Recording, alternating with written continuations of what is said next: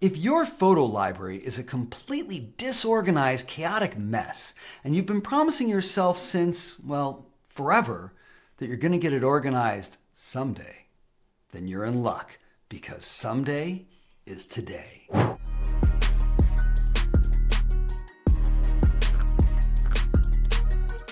I'm Dylan Stewart, the MacWhisperer, and in today's video, I'm going to dramatically simplify the process of organizing your photo library by teaching you how to use the People and Pets section of the Apple Photos app. Make sure to stick around for my MacWhisperer power tip, because as amazing as today's lesson is going to be, my power tip is going to take everything up to the next level. And if you'd like to follow along with today's lesson, scan this QR code right here or hop over to the description to download your free Smart Guide.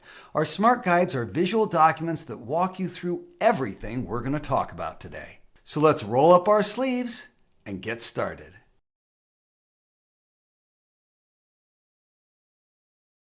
Remember those dreamy, perfectly labeled photo albums from your grandparents' shelves? It seemed like Grandma had it all figured out. Every photo in its place, the books clearly and simply labeled. But you know what? Those photo albums were a lie, because in Grandmother's closet, there were shoeboxes and shoeboxes full of unsorted photographs stuffed behind her nightgowns and formal wear. When the digital photo revolution happened, it was supposed to solve that problem, eliminating all of those shoeboxes and replacing them with easy to organize digital files that we could simply add into our digital photo albums. That never happened either. Instead, since we kept taking more and more and more photos, we just ended up with infinitely more messes. Some people tried to stay on top of it by creating albums here and there, but before long they fell behind. And now that digital photo library is a mess that would make Grandma blush. Photos everywhere, and no way to find the one that you want quickly. But I've got good news for you. Because in Apple's Photo app, there's a suite of amazing, powerful tools that you can use to organize your photos simpler and easier than you ever thought possible. And your friendly neighborhood MacWhisperer is going to walk you straight through it and teach you how to use it all. It starts with the People and Pets section.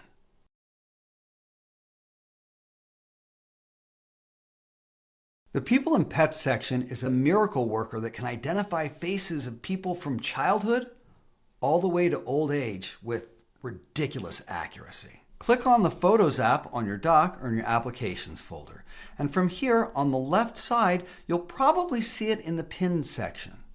But if you don't, no problem. Click the plus button to the right of the Pinned section and you can choose it right from the suggestions list. Once you click on it, you should see pictures here waiting for you to identify them. The People and Pets section automatically goes through your entire photo library, identifying people that it sees multiple times and attempting to name them whenever possible. Whether your People and Pets section looks like a clean guest list or a third grade yearbook project gone horribly wrong, I'm going to show you how to whip it into shape. But before we really get moving, we need to understand how this section was intended to be organized.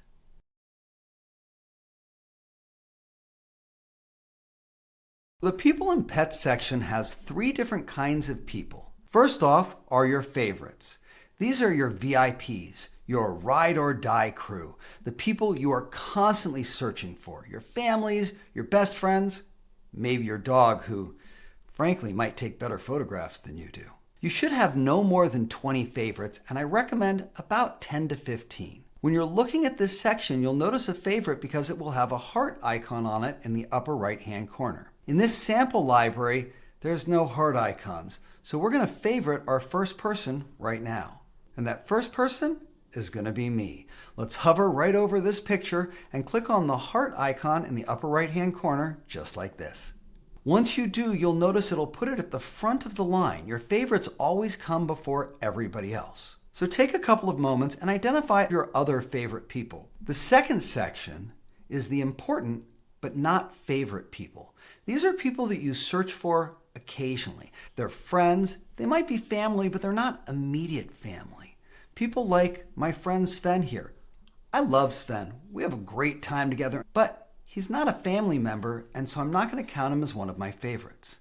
The important people that you find on this list, you're going to want to leave them on this list. You just don't want to press the heart button. The heart button is reserved for the people you are searching for all the time. Your immediate family, your few best friends, and your favorite pets. And then there's the third section of people. This is the people who show up in pictures, but you don't search for them that often. You like them. You might put them in a slideshow or an album occasionally, but you don't want them automatically popping up in memories regularly. This might include my son's best friend. He's a great guy, but I don't need pictures of him. Or maybe my brother's ex-girlfriend. I don't need to have her here. When you find members of the no thank you crowd, you're going to want to hide them from this section. That prevents the computer from searching for these people on a regular basis. The three sections are very important. The computer will constantly search through every photograph for your favorite people.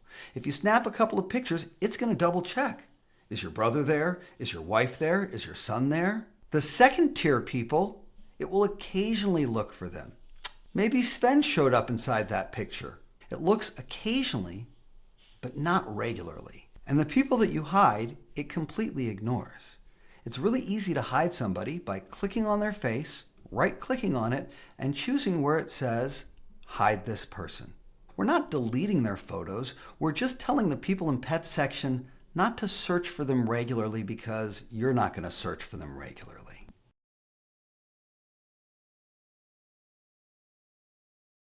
In this section, we're going to walk ourselves through the people and pets section and clean it up rapidly. I'm going to show you some tips along the way to make sure it's easy for you. Step 1, pick your favorites. All you have to do to pick a favorite is come to the upper right-hand corner and click that little heart.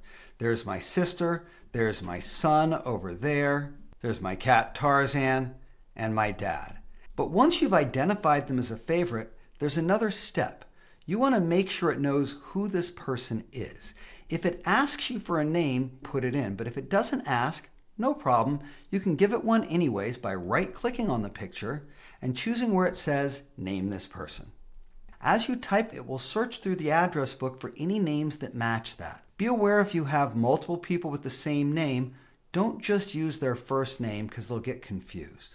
But if you keep typing, it should get to a point where it finds the right person, and all you have to do is click on that address card and it connects that photo and that face to that person's address card. Once you click done, it'll put the name right in the lower left-hand corner so that you can always identify it moving forward.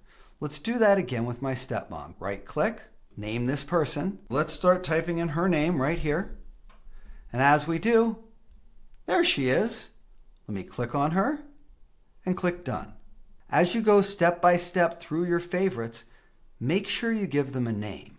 Everybody in the people and pets section should have a name so that you can easily search for them and find them later. Once you've selected all of your favorite people and made sure they have a name, put them in the proper order. You can click on any faces and move it around. So I'm going to put my wife right next to me, and I'm going to put my son right next to her. Now we head into step 2, where we identify the second layer of contacts, the people we're occasionally searching for. They're going to get names also, but no hearts, just like this. Here we come down to Sven. I'll click on him, right-click, name this person, select his card, and click done. Everybody needs to get a name, otherwise we can't search for them. We want to be able to ask Siri or the Photos app to find pictures of Sven and Mike and Paul and Julie and Dylan, and if they don't have a name, there's no way for it to do that. So make sure that every person you intend on keeping in your People and Pets section has a name. Remember that you can always reorganize so that your favorites are in the right order and your second tier is also in the right order. Let's add my other cat, Jane, right here. And, you know, she's a little bit of a troublesome cat, but let's make her a favorite and name her as well. Just like that. Once you've identified your favorites and your second tier, we're ready for step 3. Step 3 is one of the most important parts because it's going to clear out this mess and make it easier for you to find the right people. Step 3 is where we find the nopes and hide them. You can do it one at a time by finding any person, clicking on them, right-clicking and saying, hide this person, just like that. But you don't have to do it one at a time. And if you've got a ton of them like I do, you really shouldn't do it one at a time. Instead, we can select multiple faces in a couple of different ways. If they're in a row, like from here to here, you can click on the first one, press the Shift button down, and click on the last one. That'll select that entire group of people. If they're scattered around, you can hold your Command button and click on each person while you're holding the Command button down to select them.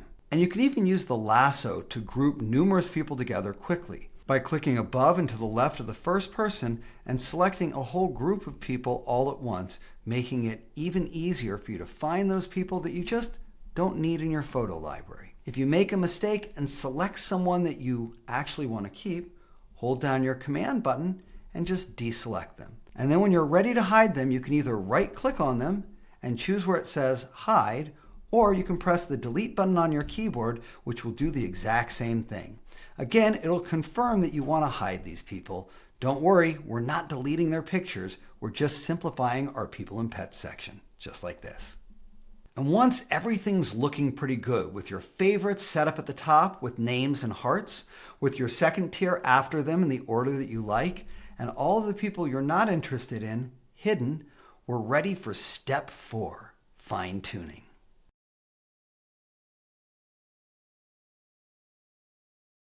As you may have noticed while going through all of these pictures, you may have seen that you have duplicates of some of the people. No problem. This is my dad here, but that's my dad there. All you have to do is take the duplicate and drag and drop it right on top of the other picture. It will ask if you want to merge those people. And what it's going to do is it's going to combine the algorithm for person 1 and the algorithm for person 2, and it's going to be that much better at identifying that person in the future. Click Merge Photos just like this.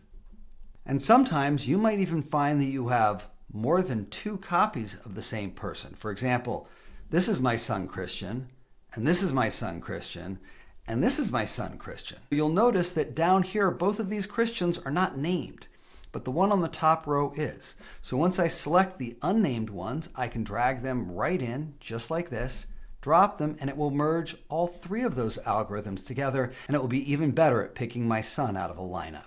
Oh look, here's another copy of me, back when I had hair. I guess it couldn't tell that me without hair and me with hair are the same person.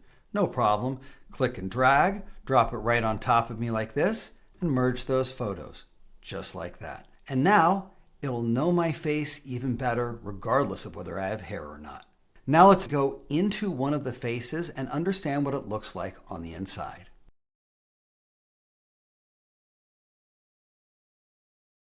When you double click on a face, it opens you up into their page. In the upper left-hand corner, you're going to see whose face it is, how many pictures there are, and also the span of dates within the picture. This is a little odd. It says there are pictures from 1977, but my son's only 18, so something's obviously wrong. No worries, we'll fix that in just a moment. But before we start fixing things, let's take a look around. You should notice that we're in the summary section. You can tell you're in the summary section because not only does it not show all of the pictures, but it shows them in a grid where some pictures are big, some pictures are medium, and some pictures are small. This is a great way to get a quick look at pictures of that person, and you can just scroll through them easily. Up at the top is the most recent pictures, and as you scroll down, you get further and further into the past. But if you click on the All section here, you're going to see 100% of the pictures that have been identified of that person. From here, we can adjust the aspect ratio so that it shows a true aspect ratio or a square image. The square images are easier to see, but the full aspect ratio shows you the full picture. You can also adjust the size of the pictures by clicking on the minus button here so I can see more, or clicking on the plus button so I see them larger but fewer of them. In addition to that, we've got a filters section where we can find favorite pictures of that person, or photos or videos, or other tools like that. The summary view is great for getting a bird's eye view, but the all section is better when you're really trying to fine tune and make sure that you've got the right person in all of these pictures. And there's a special tool that you can use to identify the right person quickly, and that's under the 3 dots here. You'll see an option under Show that says Show Faces. Turning on Show Faces is really helpful to find pictures that aren't of the right person. In this case, it said we had somebody from 1977 before my son was born. Let's grab the scroll bar on the right and drag all the way down to the bottom to see, wait a second, that's not Christian. That's my daughter Phoebe. Okay, no problem. Let's right-click on this picture and let's choose where it says this is not Christian. That will remove that picture from Christian's page and from his algorithm and allow me to identify it separately. Now let's come back to the main People and Pets section. And here I want to show you the picture of Christian. The picture that we see on the front is what's called the key photo, and you have control over which picture to use. Christian's 18 now. That picture's cute, but it really doesn't identify him properly.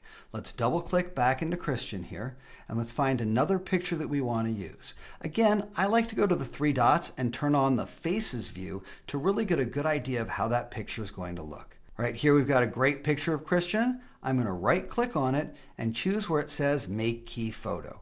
And now when I come back to the People and Pets section, Christian's new picture is there and he looks great.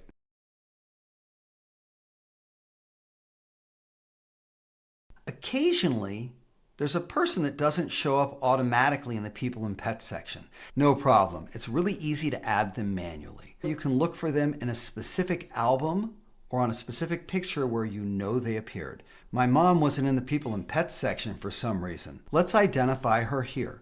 Open up the picture and come to the View menu where you have an option that says Show Face Names. When you do that, it will show the different people in the picture and whether they've been properly identified or not. Looks like it didn't realize this was me, and it didn't realize that was my mom. Let's click where it says Unnamed and start typing her name in. As soon as we find it, we can click right on it and we'll add her into the People and Pets section where I can favorite her easily. And while we're at it, let's add myself in here as well. When you add people in, make sure that you click on the person in the suggestion rather than just typing the name in, because if I click return right now, it'll create another person called Dylan. But if I click on the Dylan Stewart in the suggestions list, it'll add it to my existing name, just like this. Now let's come back to the People and Pets section and find where my mom landed. New additions will generally be at the bottom of the section, so I'm going to grab my scroll bar and just pull all the way down until, yep, there's Mom. Let's click the heart button right there. That'll put her up to the top, and that's me. Well, as long as we're here, let's heart me too. Head back up to the top, find this hearted Dylan, and drag and drop him right onto this one and merge it. And let's add my mom right next to my dad, right here. It's easy to manually identify anyone just by following those steps. But sometimes you might run into another problem where it didn't even realize there was a person in that frame. It's easy to fix that too. Double click on the picture and you'll see here that my friend Brian isn't even identified as a person. Let's fix that. Click the eye in the upper right hand corner here, which will bring up your info panel. From here you can click the plus button to add a new face. Notice that it landed pretty much right on Brian. You can adjust it by moving it around anywhere on the picture, put it over the person's face, and then you can also use the small ball on the right side to make it bigger or smaller. Once you've added the face, click to name it, and they'll be immediately added to the People and Pets section. But be careful. Don't misidentify people or you'll be playing a digital tug-of-war between Cousin Jeff and your dog. He does look a lot like my dog. As you can see, the People and Pets section holds a ton of powerful tools that are going to make it easier than ever for you to identify the people all over your photo library without having to do them individually. But there's just one more thing I want to talk about. Before I drop my power tip, if this video already has you reaching for your computer to start organizing your library right away, before you do, hit that thumbs up button. It goes a long way and it makes it easier for other people to find this video. And if you've got a question, a comment, something you want to add in, or something you need more information about, just drop it into the comments section. I love to hear from you guys. And if you're watching this and you're thinking, Dylan, where have you been my entire disorganized life? Then it's time for you to subscribe to this channel. Go ahead, hit the subscribe button and that notify bell so that you're always alerted whenever I drop new content. Let's make this the year that you actually get your tech organized. And now, let's hop in to the power. So now that you've got your people and pets section fully organized, what are you going to do with it? Well, there's two powerful tools that become unlocked once you start accurately identifying the people you care the most about. And we're going to talk about both of them back to back. It starts with an automatic section that shows up above people and pets called groups. Groups will find pictures of you with some of your other favorite people. But you can set groups up to find pictures of anyone. Right-click anywhere on this page and choose where it says New Group, just like that. It'll bring up a list of all of the people in your People and Pets section, so you can quickly select your friend Paul and yourself and click the Add button to create a brand new group of Dylan and Paul. Immediately, by double-clicking into this group, you'll see tons of pictures of Paul and I over the years. Let's try that one more time. I'm going to right-click in the open space, choose a new group. And this time, I want to find pictures of me, my wife, and my son. All I have to do is click the Add button, and immediately it shows me a group of pictures of the three of us together. Double-clicking onto it, look at some of those great pictures of us at Christmas, or in North Carolina, or posing for our 80s band album cover. But that's just power tip number one. Groups are fantastic, but sometimes they're a little bit limiting, which is where power tip number 2 comes in. Here I'm going to teach you how to create a smart album to find anything and anyone throughout your entire photo library. It's easy to do by coming up to the File menu here and choosing where it says New Smart Album. This will allow you to pick a series of rules that will help you find specific photos and put them right into the Smart Album. In this case, I'd like to find pictures of my son and me over the holidays. Easy to do. Let's call it Holidays 2026. Our first criteria is person and pet. It includes Christian. Notice down below it shows you how many photos have matched that condition. We'll click the plus button over here to add another rule. When we do, we're going to say person and pet includes Dylan, just like that. 2,800 pictures. Now let's click the plus button again, and this time we want to make sure it's from the holidays. So instead of date added, we're going to choose date captured, and instead of is, we're going to say is in the range. And now let's go from right before my birthday right to the end of the year.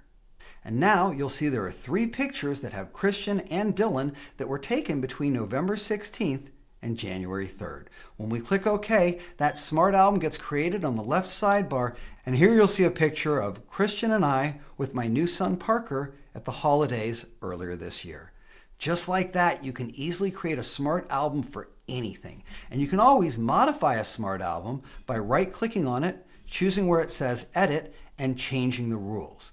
Be aware that up at the top where it says Match All, if it says Any, it will find pictures of Christian or pictures of Dylan or pictures that were captured between November and January of this last year. There's 16,000 items. That's a little bit too much, so make sure you set it to all when you're trying to build a stack like I did. In addition to that, I can click the plus button and I can add one more person if I want, like my wife, and I can expand the date to be a little bit further and give us more pictures. I click OK, and now we find all the pictures of Christian, Julie, and I from the whole last year. Remember, smart albums don't show up on the iPhone or iPad, so you can use smart albums to find the right photos, but then I recommend creating a regular album for them that will sync across all of your devices, because if you leave the smart album on your computer, you will never find it on your phone or on your iPad. Groups are different because they synchronize, but they don't have quite the same capabilities. So that's everything that you need to start using People and Pets to turn your photo library from chaos into quiet calm. Before you go, don't forget to grab your free smart guide by scanning this QR code or hitting the description. I hope you learned a ton in today's video, but there's always more to learn. Check out this video over here for even more amazing Apple magic.